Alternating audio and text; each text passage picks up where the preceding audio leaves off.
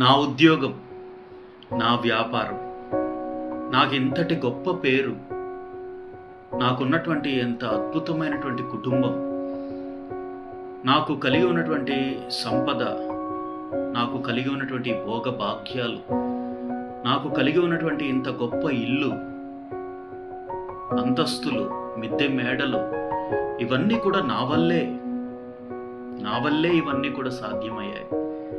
నేనే ఇవన్నిటికీ కూడా మూల కారణం నేనే.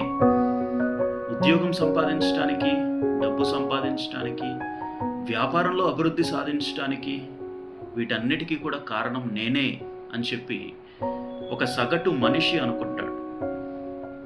నాకు ఉన్నదంతా కూడా నా వల్లే సాధ్యమైంది, దీనికి ఎవ్వరూ కూడా కారణం కాదు. నా స్వయం కృషి వల్ల, నేను కష్టపడటం వల్ల నేనే దీనంతటికీ కూడా కారణం. కానీ అది అమాయకత్వం, చాలా తప్పు. నీకు ఏమి ఉన్నా కూడా వాటంతటికీ కూడా సాధించింది నువ్వు ఒక్కడివే కానే కాదు. నా ఒక్కడి వల్లే అయింది ఇది అని అనుకోవడం శుద్ధ తప్పు. నీ వెనక ఎంతోమంది శ్రమ పడితేనే, నీ వెనక ఎంతోమంది కష్టపడితేనే, ఎంతోమంది సహకరిస్తేనే ఈ రోజున నీవు ఈ స్థాయికి రాగలిగావు.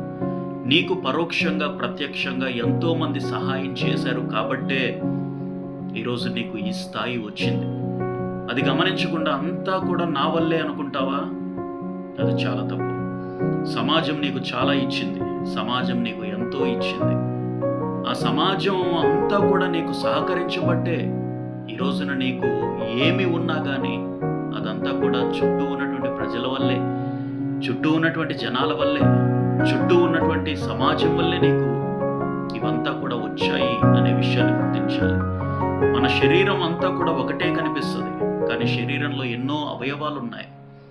బ్రెయిన్, హార్ట్, కిడ్నీస్, లంగ్స్, ఇవన్నీ కూడా కలిసి పనిచేస్తేనే శరీరం. అలానే సమాజం అంతా కూడా కలిసి పనిచేస్తేనే మనం అనేటువంటి ఒక వ్యక్తి రూపొందించబడతాడు, రూపాంతరం చెందబడతాడు, అభివృద్ధిని సాధిస్తాడు.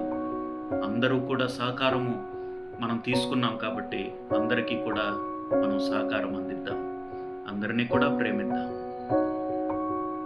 Thank you.